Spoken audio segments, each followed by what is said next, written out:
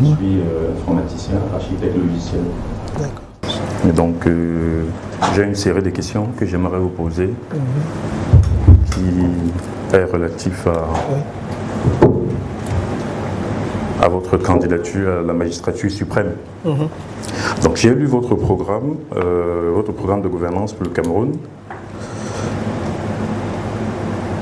notamment le chantier 3, intitulé Économie et production, agriculture, élevage, industrie et nouvelles technologies.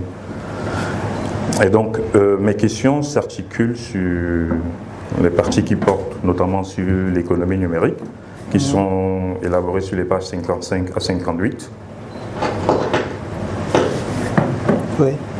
Et donc, la première question ça porte sur la diaspora et le transfert de compétences. Donc, j'aimerais savoir comment comptez-vous impliquer la diaspora camerounaise, notamment les ingénieurs, les entrepreneurs tech, dans le développement de l'écosystème numérique local. Des programmes de mentorat ou de co-investissement, est-ce qu'ils sont prévus dans votre plan?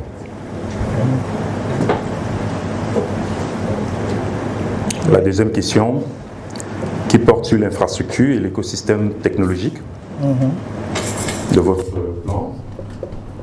Vous mentionnez que votre projet envisage la création des pôles technologiques, comme la Silicon Mountain à Ouidah.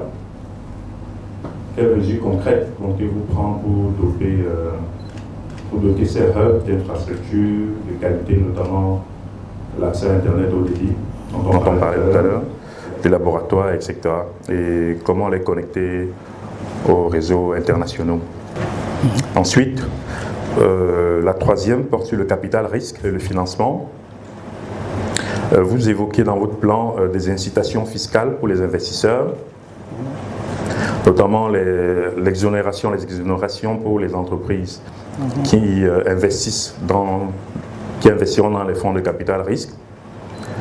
Comment garantirez-vous la transparence dans l'utilisation de ces fonds? Et comment mesurez-vous leur impact sur l'émergence des champions locaux? Bien, merci beaucoup pour ces questions très précises. Manifestement formulées par quelqu'un qui est du secteur. Comment entendons-nous intégrer le mentorat et est-ce qu'il y aura des co-investissements? Ça, c'est en fait les deux premières questions. Le mentorat ne peut pas être simplement public. Le mentorat, d'ailleurs, souvent vient du secteur privé. Mais nous avons dit que si l'État veut prendre toute sa place, ou en tout cas jouer tout son rôle dans l'impulsion du développement du secteur technologique, des entreprises technologiques, il faudra justement qu'il s'y implique. Et une façon de s'y impliquer, lorsque vous mettez en place des financements publics, c'est de vous assurer, vous avez d'ailleurs dans une question après abordé cela, c'est de vous assurer que cet argent est utilisé à bon escient et atteigne son objectif. Moi, le mentorat, c'est d'abord le secteur privé. Et on peut encourager le secteur privé de 1000 façons d'organiser le mentorat. Parce que nous voulons... Le développement du Cameroun se fera avec le secteur privé. Fondamentalement, l'État est là pour encadrer. L'État, je n'invente pas le concept, il est dans l'espace public depuis des années. L'État camerounais de demain doit être un État stratège. Il est là pour concevoir les stratégies à la fois de développement, d'industrialisation et même de protection en termes de sécurité du pays. Mais ceux qui sont les acteurs qui tirent le développement, qui sont le moteur de développement, c'est le secteur privé. Pour moi, en tout cas pour nous, au MRC, d'où d'ailleurs notre philosophie, libéralisme social, il y a la liberté d'entreprise, liberté de créer. Le tout, c'est d'amener le secteur privé camerounais à ne plus être passif, à ne plus regarder ce qui se fait ailleurs, sans se dire qu'est-ce que nous-mêmes nous faisons. Parce que le secteur privé ne doit pas croire que son rôle se limite même seulement à la production. Le secteur privé doit se dire que son rôle consiste aussi à créer les conditions pour qu'il y ait perpétuation de l'activité privée. Et ça ne peut se faire qu'à travers la transmission. Si vous voulez avoir... comment est-ce que la dynamique du secteur privé crée la richesse? C'est parce qu'il y a tout le temps de nouvelles entreprises. Celles qui sont là grossissent, mais il faut qu'il y ait de nouvelles, que ce soit sur le plan technologique et autres. Et donc, ce sont les mentors qui sont passés par des étapes, qui ont eu certaines expériences, qui transmettent cela aux jeunes. Et le mentorat, pour ceux qui en douteraient, a l'avantage justement de permettre, si les jeunes sont assez attentifs, de tomber dans certains écueils dans lesquels les autres sont tombés. Premièrement. Deuxièmement, les mentors ont leur exercé. Et ils peuvent d'ailleurs, à partir du mentorat, eux-mêmes investir même dans ces entreprises.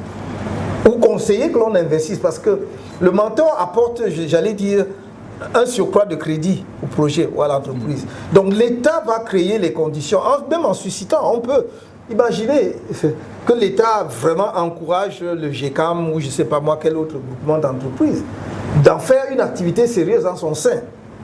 De dire, nous devons au bout d'une année voir combien d'entreprises vous avez encadrées et les résultats et l'impact que ça donne. Donc, ce n'est pas une activité proprement de l'État, c'est une activité que l'État va accompagner.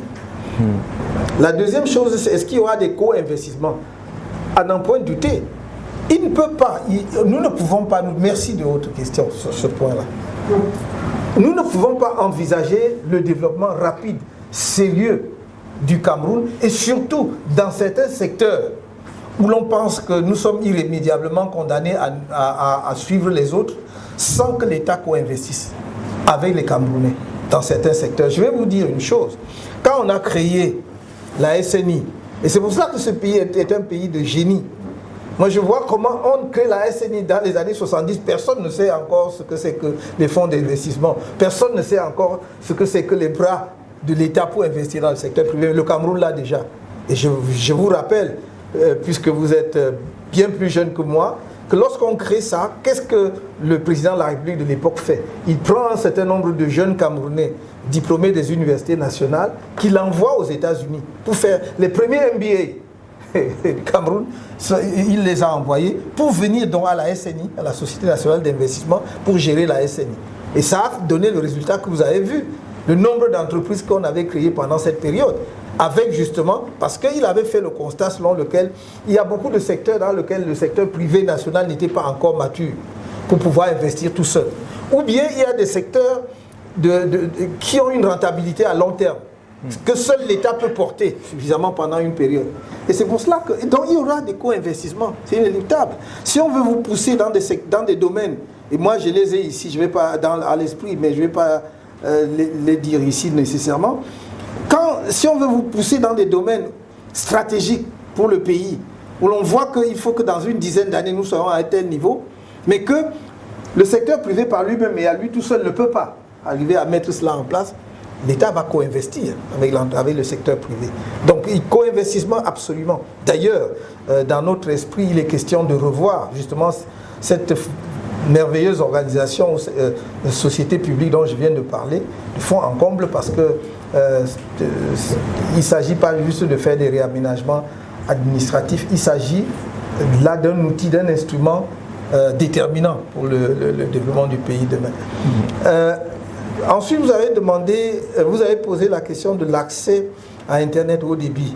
Excellente question aussi, mais c'est vous, les ingénieurs, les techniciens, qui allez nous aider. Je ne comprends pas que nous soyons dans un monde où certains pays ont accès au haut débit et nous autres pas. Donc il y a un problème. Et s'il y a un problème, il faut le résoudre. Il faudra que vous, les ingénieurs, vous m'expliquiez quelles sont les conditions pour que le Cameroun ait accès à Internet haut débit de façon permanente. Je serais vaniteux si je vous faisais croire que je connais les solutions. Moi, je ne suis pas ingénieur.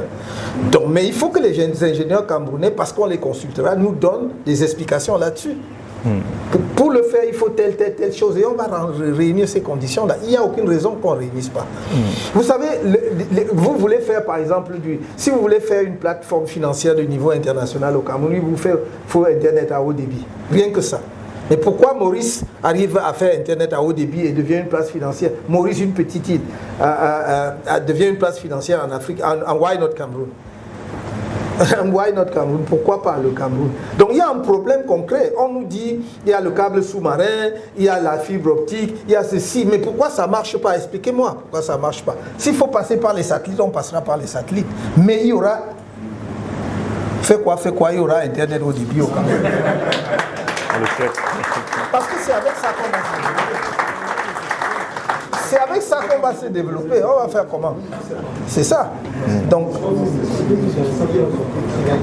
et comment connecter aux réseaux internationaux? Là encore, c'est la même chose. Comprenez? Donc, moi, je sais qu'il y a un câble sous-marin qui passe par le Cameroun, donc qui part du Cameroun. Je sais qu'il y a la fibre optique. Au moins les deux là, je connais. Mais pourquoi avec ça, on n'a pas Internet à haut débit de façon régulière, permanente? Comment vous voulez pousser les jeunes dans la tech? Comment pouvez-vous espérer qu'ils vont faire des miracles dans le domaine de la tech si l'instrument de base, qui est Internet au débit, n'est pas là? Donc il faut qu'on sorte un peu de l'arriération dans laquelle nous sommes installés. Bon, j'aime bien manger tout ce que vous voulez, le ndolé, le macabo et tout ça, mais on ne va pas vivre que de ça. Nous sommes dans un monde hyper compétitif et nous devons nous donner les moyens de soutenir cette compétition-là. Nous avons déjà une matière, excusez-moi, entre guillemets, que beaucoup d'autres pays n'ont pas, la ressource humaine. C'est ça. Et nous n'arrivons pas à faire la différence, même seulement à l'échelle de l'Afrique. Il y a un problème, excusez-moi. Ce n'est pas moi qui ai parlé tout à l'heure, c'est notre compatriote d'Allemagne qui dit nous avons ce qui est le plus précieux, le plus difficile, la ressource humaine. Les autres, c'est matériel. Comment est-ce que nous arrivons? On achète, mais nous donnons les moyens d'acheter. Quel est le problème? Donc ça c'est des choses qu'on va régler, croyez-moi. Il faut simplement que nous mettions cela comme une priorité, comme quelque chose d'important. Nous ne pouvons pas, nous parlons d'éducation. Nous voulons former notre jeunesse aux nouvelles technologies, aux technologies de l'information, de la communication et tout. Et nous n'avons pas de connexion à haut débit. Si vous voulez maintenant que tous les lycées du Cameroun, je ne parle même pas des universités, moi je suis au-delà des universités, que tous les lycées du Cameroun puissent avoir une vraie salle informatique, que les enfants très tôt se familiarisent à cela, il faut avoir justement les capacités. Ça va avec ça. Et je vous dis, nous on voit au-delà des lycées, c'est à partir de la maternelle. Je disais aux gens, le jeune chinois, il code à partir de 5 ans. Commence à dater le codage informatique à partir de 5 ans. Donc il faut que nous arrêtions de... Nous sommes dans un monde global. Ce n'est plus comme il y a 40 ans où quelque chose, on découvrait quelque chose peut-être aux États-Unis, ça mettait 15-20 ans pour arriver en Europe et ça mettait entre l'Europe et l'Afrique, ça mettait 30 ans. Donc non, il faut qu'on sorte de là. Donc voilà, pour ce qui est du financement... Les incitations fiscales. Les incitations fiscales, oui, il faudrait... Ça aussi c'est... Toujours, j'ai dit toujours, il faut travailler avec le secteur. Nous posons le principe que nous sommes prêts à faire des exonérations dans le secteur. Mais ce sont les professionnels du secteur qui peuvent nous dire telle taxe ou tel impôt pèse trop sur nos charges, ou bien on peut nous alléger de telle ou de telle manière. Et on va le faire. Du moment où l'objectif est commun et partagé, on peut faire ces efforts-là. Quand je dis cela, souvent certains me disent oui, mais enfin, ça sont des promesses électorales. Non, parce que moi je sais très bien ce que je voudrais qu'on fasse et où l'on va, où on doit aller. On me dit où est-ce que tu vas trouver les financements? J'ai dit le problème du Cameroun n'a jamais été un problème de financement. Le problème du Cameroun a toujours été l'utilisation du financement. On utilise à quoi faire? Le vrai problème du Cameroun, si moi je veux, sur les aspects sociaux, je prends un exemple, on a parlé de santé tout à l'heure, ou de l'éducation. Si je veux la gratuité, si j'ai dit et je tiendrai ma parole que la césarienne sera gratuite, pourtant ça va nous coûter des milliards, parce que je ne veux pas qu'une femme meure en donnant la vie, parce que voilà, sauf si on n'y peut rien. On me demande où est-ce que tu trouves l'argent? J'ai dit je trouve l'argent en réduisant drastiquement le train de vie de l'État. Dans la fonction publique, dans l'administration aujourd'hui, les frais de bouche coûtent 60 milliards de francs CFA. C'est-à-dire ce que nous partageons après une réunion comme ça, là, ouais, c'est 60 milliards de francs CFA. Bon, moi je dis, comme je suis un père qui est très gentil, je prends seulement 50%, 30 milliards. Je fais beaucoup de choses avec ça. Et là, je n'ai parlé que des frais de bouche. Je n'ai pas parlé du carburant. Je n'ai pas parlé des véhicules administratifs. Je n'ai pas parlé de tas de choses. il faut que notre État vive à son niveau réel. Nous vivons au-dessus de nos moyens. C'est-à-dire l'État, je parle de l'administration. Le secteur privé, si quelqu'un veut m'acheter son jet privé, il a gagné son argent. Ce n'est pas mon problème. Mais l'administration, nous devons vivre à notre niveau réel, c'est-à-dire au niveau d'un pays qui n'est pas encore développé. Il y a un moment où il va falloir qu'on se retrousse tous les manches comme ça et qu'on travaille. Et ne croyez pas que c'est la génération qui travaille qui goûte du fruit de son travail. Nous allons travailler pour laisser d'autres voir. C'est comme ça la vie. Si les gens veulent déjà profiter aujourd'hui parce qu'ils disent que oh non, il faut qu'on prenne notre part, on ne se développera jamais. Donc il va falloir qu'on se retrousse les manches, qu'on se mette au travail. Je ne dis pas qu'il n'y aura plus de véhicules administratifs. Je dis que les véhicules superflus ne seront pas achetés. Je ne dis pas qu'il n'y aura pas de véhicules administratifs, mais je dis que des véhicules beaucoup trop chers, beaucoup à des prix exorbitants, qui sont des palaces en mouvement, ne seront pas nécessaires. Voilà. Donc il faut acheter des voitures utilitaires à notre niveau et tout. Voilà. Donc sur ces chapitres-là, je vais trouver les moyens de financer ma politique sociale et peut-être même justement de faire des exonérations. Ça, c'est en dehors du contrôle des ressources et des autres ressources réelles, recettes réelles de l'État. C'est-à-dire combien nous rapporte le pétrole, combien nous rapporte le gaz, combien nous rapporte l'or, combien nous rapporte le diamant, combien nous rapporte le bois, et j'en passe. Donc il ne faut pas qu'on fasse comme si... Le Cameroun n'est pas un pays pauvre. C'est nous qui l'avons rendu pauvre. Et c'est nous qui le maintenons dans la paupérisation. Il faut maintenant que nous décidions d'être développés et on va se développer. C'est tout ce que je dis. Donc on va effectivement, ensemble avec vous, et secteur par secteur. Secteur par secteur. C'est-à-dire que on a les entreprises du secteur technologique, mais on va prendre des entreprises, par exemple, du secteur agricole. Voilà. Et il y a là un potentiel et des gisements d'emplois énormes. C'est un de nos amis qui disait tout à l'heure, comme il y a des emplois dans le domaine de l'agriculture, lui ou quelqu'un d'autre. Mais il ne s'agit pas. Parce que dès qu'on dit ça, même les jeunes sont traumatisés que vraiment, donc nous là, on va aller au champ pendant que les autres. Non. C'est parce que nous sommes encore dans le schéma de l'agriculture de survivance, à la houe. C'est-à-dire, nos parents là, avec tous leurs efforts, ils pouvaient cultiver maximum 1 hectare, non? Toute la famille est au champ, on cultive 1 hectare. Non, ce n'est plus là. C'est vraiment l'agriculture modernisée et avec tout ce qui va, avec l'agribusiness, c'est-à-dire avec tous les maillons intermédiaires de transformation. Et ça touche tout le monde. Parce qu'après, il faudra aussi mettre la technologie, votre secteur, dans l'agriculture, dans la production agricole et dans la transformation agricole. C'est un tout. Donc, franchement, il y a moyen donc, de travailler secteur par secteur, de lever les obstacles. Nous sommes là justement pour lever les obstacles, pour que l'activité puisse avancer. Alors, vous m'avez posé comment garantir la transparence et l'impact sur l'utilisation de ces fonds. Oui, c'est ça. Ça, c'est une question, je dirais même d'ordre général. C'est-à-dire que nous avons globalement un problème à la fois de transparence et de rigueur dans la gestion de tout ce qui est fonds publics et autres. Et ça ne concerne pas simplement le fonds qu'on va mettre en place pour le fonds spécial pour l'entrepreneuriat qui va couvrir le secteur des entreprises de technologie. C'est comment effectivement garantir cela. Il n'y a pas 1000 choses, il n'y a pas 1000 moyens. Ce sont les contrôles, ce sont les audits réguliers. Vous voyez, notre pays est doté de toutes les institutions que vous pouvez imaginer sur Terre pour que les choses aillent bien. Sauf que malgré tout cela, ça ne va pas bien.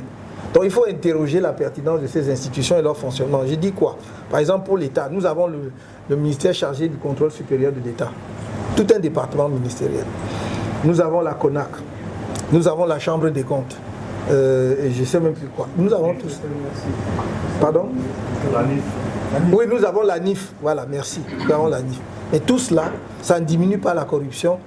Simplement pourquoi? Parce que ça, c'est mon observation personnelle. Je prends seulement le ministère chargé du contrôle supérieur de l'État.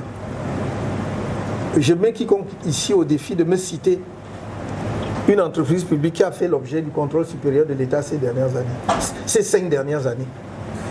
On n'a pas. Un ministère qui a fait l'objet du contrôle supérieur de l'État. depuis 10 ans, depuis 20 ans. Qui peut me citer? Il n'y en a pas. Pourquoi voulez-vous donc qu'il y ait la transparence ou que les dirigeants de ces structures-là aient la moindre inquiétude? Rien ne se passera. Mais si vous faites le contrôle, et ça c'est valable pour toute chose, si les institutions de contrôle jouent pleinement et effectivement leur rôle, c'est-à-dire que chacun sait que sur 2 ans au moins, 3 ans maximum, il peut avoir un contrôle. Parce que, vous voyez, quand on nomme généralement un DG d'une entreprise publique, il en a pour... Bon, la situation actuelle est indescriptible, parce qu'il y a des gens qui sont là depuis plus de 30 ans. Mais mettons qu'il en a pour 10 ans. Oui. Si au bout de 3 ans, il a déjà un contrôle, il sait que, voilà, je dois me tenir à carreau parce que je peux avoir un autre contrôle à tout moment. Et quand vous faites le contrôle, tirez-en les conséquences entièrement. Tirez-en toutes les conséquences. Ça veut dire quoi? Ça veut dire que lorsque vous avez détourné les fonds publics, on ne doit pas faire le constat et dire qu'on vous a mis à Nobel ou à Kondengi. Comme vous m'avez entendu dire, les Africains, ils ne craignent pas la prison. Ah, si le gars il a déjà pris ses 5 ou 10 milliards, tu dis que tu vas, il rit. Il dit que le jour où je vais sortir, et puis même pendant qu'il est là, il fait des pieds et des mains pour sortir, ou bien même pendant qu'il est séjourné. Donc c'est pas ça. Il faut que celui qui a détourné les fonds publics ne profite pas de ces fonds publics. Donc il faut frapper au porte-monnaie. Si quelqu'un a pris, et c'est constaté et établi, mais pourquoi est-ce qu'on attend quoi pour saisir? On attend quoi pour chercher partout où il a pu placer? On sait le faire. On sait le faire, mais pourquoi on ne le fait pas? Donc, pour moi, la transparence, c'est qu'il faut que nous, Camerounais, demain, commencions à, comme on dit, entre guillemets, craindre l'État, c'est-à-dire l'autorité, le contrôle, et que la reddition de comptes, rendre compte de la manière dont on a géré le fonds public, entre dans nos habitudes. C'est la seule façon. Il n'y a pas... Bon. Maintenant, comment mesurer l'impact? Sur l'émergence des champions locaux. Oui, mais est-ce qu'on jette cet argent-là comme on jette le riz sur le marié?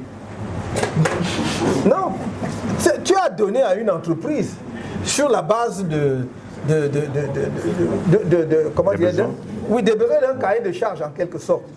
C'est pas que tu jettes l'argent comme ça. L'entreprise a dit qu'après 12 mois ou après 24 mois, je serai à tel niveau. On va contrôler, vérifier les objectifs. Non, on ne peut pas s'amuser avec l'argent public comme ça.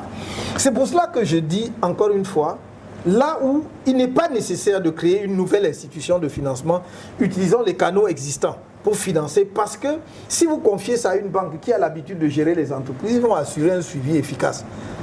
Tout ce qu'elle va vous demander, c'est d'avoir son pourcentage, non? Comment on dit ça? C'est une commission, voilà, une commission. Pour lui donner sa commission, ça allège l'État, mais il fait efficacement le travail. Sachant qu'il prendrait un risque énorme si lui-même entre dans la magouille, puisque vous avez de quoi frapper. Une banque, ce n'est pas quelque chose qu'on ne trouve pas. Voilà. Je pose la question parce que c'est vrai, si vous devenez président de la République, vous n'allez pas changer les fonctionnaires actuels, dont les habitudes seront encore là. Oui.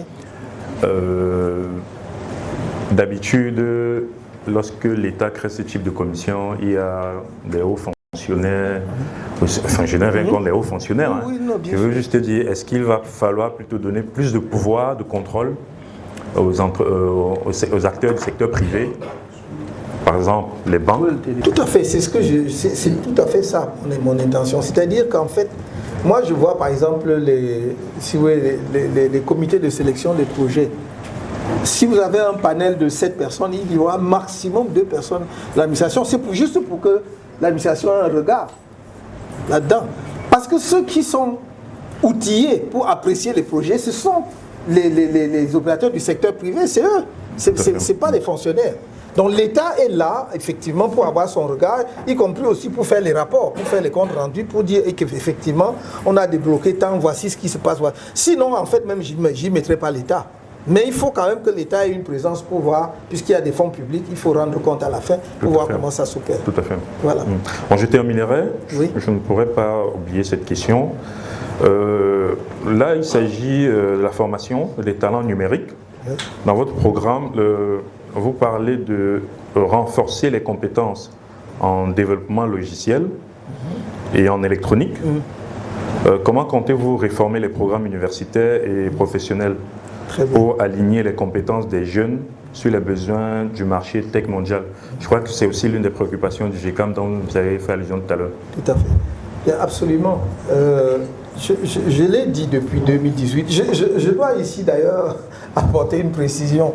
Le programme que vous avez lu, c'est le programme de 2018. Tout à fait. Le programme 2025 n'est pas encore sorti. C'est pourquoi je vous rencontre. Je vous rencontre pour affiner le programme. C'est lorsque j'aurai bouclé mes rencontres avec les différents secteurs d'activité que effectivement on va finaliser le programme. Ça n'aurait pas de sens de venir vous voir alors que j'ai déjà un programme sur le sujet. À la limite, ce serait vous manquer de respect. Donc je voudrais que vous soyez presque les co-rédacteurs du programme ultime. Parce que c'est pour ça que je suis vraiment très attentif. Maintenant, pour répondre très précisément à votre question, pour moi c'est un enjeu. Et croyez-moi, mon ambition, comme homme public et comme quelqu'un qui veut assumer les fonctions les plus élevées dans le pays, c'est vraiment de mettre en orbite le pays, c'est-à-dire de le mettre en capacité d'affronter l'avenir. Et pour moi, c'est pas simplement en faisant du replâtrage ou des cosmétiques sur ce qui existe, c'est vraiment de voir plus loin. Je vais vous dire, pour mettre en place ces structures-là, j'entends renforcer les universités existantes dans leurs facultés de sciences, dans leurs institutions et tout. Mais mon intention, c'est de créer au Cameroun au moins, je dis au minimum, 4 universités de sciences et technologiques de niveau international, qui seront à la fois des structures de production de ce que nous avons de meilleur dans les technologies justement de pointe, mais également des centres de recherche avancés. Parce que c'est de cette façon-là que je voudrais que nous mettions rapidement au diapason d'autres pays, mais aussi que ceux de nos compatriotes qui sont encore à l'étranger puissent par ce biais-là faire le transfert de savoir. C'est-à-dire quoi? C'est-à-dire vous prenez un pays comme le Maroc par exemple, pour prendre un pays sur le continent. Moi j'ai vu le Maroc mettre en place la mutation dont nous commençons à voir les résultats aujourd'hui. Le Maroc aujourd'hui est dans le secteur de l'aéronautique. C'est-à-dire que le Maroc contribue à la fabrication de Airbus. Des parties de Airbus sont fabriquées au Maroc.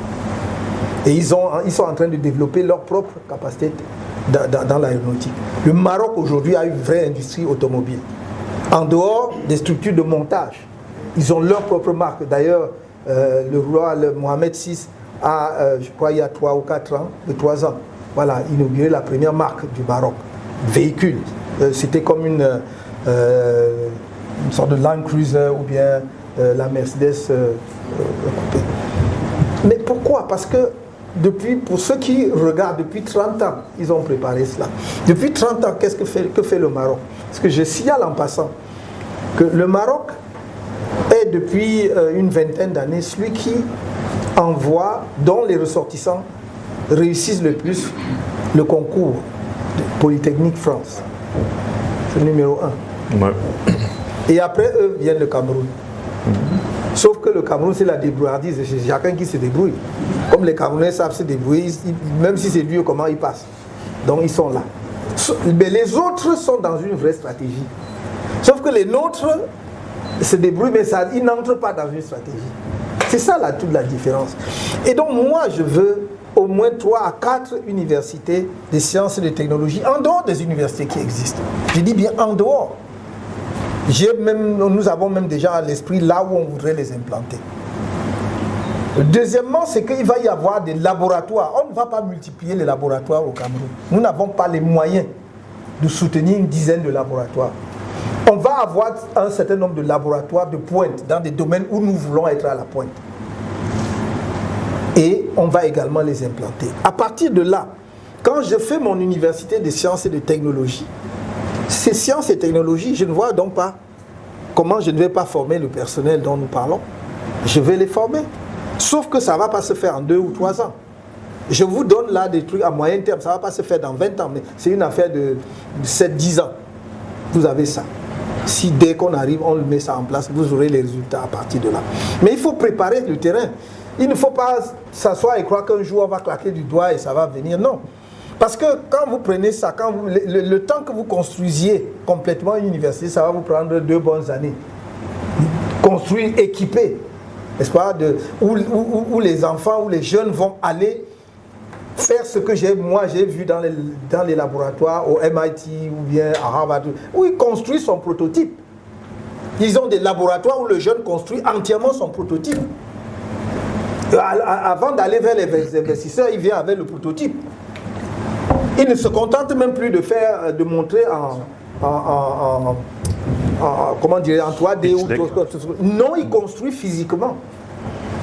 Donc c'est à ça qu'il faut arriver. Et cela suppose donc que l'État s'engage dans ce secteur, dans ces domaines-là, comme si sa vie en dépendait. Parce que ce n'est pas toujours aussi simple. Ce n'est pas même facilement que vous allez trouver des partenaires qui vont vous permettre de construire des universités de ce genre, comme je le veux, mais il en existe. Donc on va faire cela. Et je crois que après, lorsque vous direz que vous voulez construire un véhicule, dans mon programme de 2018, je promettais aux Camerounais une voiture camerounaise en 3 ans. Quand j'ai fait ça, tout le monde est tombé dessus. Dans tous les programmes, maintenant, chacun veut faire la voiture. Mais bon, je vais leur laisser ça, je vais parler d'autre chose. Oui, c'est ça. Parce que je savais, en fait, la ressource humaine que nous avons, par exemple, dans un pays comme l'Allemagne, qui est le grand pays de l'automobile. Et que si vous voulez les mettre à contribution, vous pouvez arriver à un modèle camerounais. Le problème, c'est qu'ils ne voient pas, en réalité, c'est que si vous avez une marque locale, vous pouvez ensuite faire des associations, des partenariats. Donc il faut dépasser le stade de l'assemblage. Il faut dépasser le stade de l'assemblage. Donc pour moi, la solution et la réponse à cette question-là, c'est d'avoir 2, 3, 4 maximum universités de sciences et de technologies de pointe dans ce pays qui est vraiment exclusivement dédié aux sciences et à la technologie. Exclusivement. Où on fait de l'innovation.